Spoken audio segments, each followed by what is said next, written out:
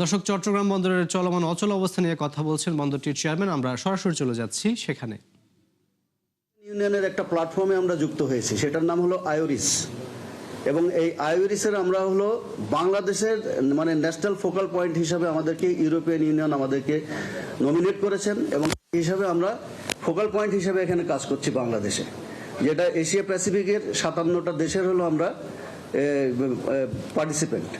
তো এটা ইউরোপিয়ান ইউনিয়নের একটা প্ল্যাটফর্ম, যেটাতে আমরা এই সিঙ্গেল উইন্ডোতে থাকবো, এবং একই সাথে এটাও আমরা কাস্টমসের সাথে আমরা ইন্টিগ্রেট করে দেবো।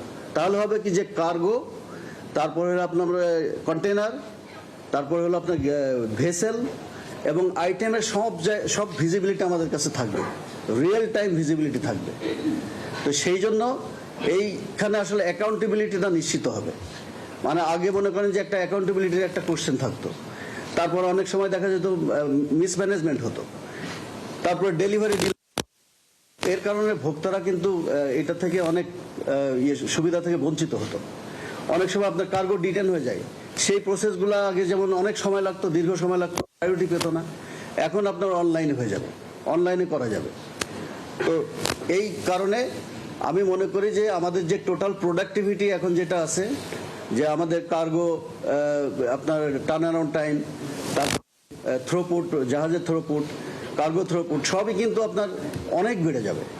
এবং যে স্পিড টু মার্কেট, যেটা আমাদের মূল লক্ষ্য, যে স্পিড টু ডেলিভারি, এটা বহুলাংশে কমে আসবে।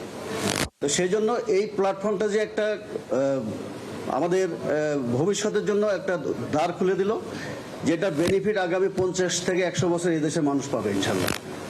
বুঝতে পারছি। তো আমি আপনাদেরকে ধন্যবাদ জানাই যে প্ল্যাটফর্মটা সবাই ব্যবহার করেন, এবং কোথাও যদি আপনাদের কোনো সমস্যা হয়, অবজারভেশন থাকে, তাহলে আমরা একটা হেল্প ডেস্ক রাখবো, সেখানে আপনারা করতে পারেন, যোগাযোগ করতে পারেন, তাহলে আমরাও হেল্প করব।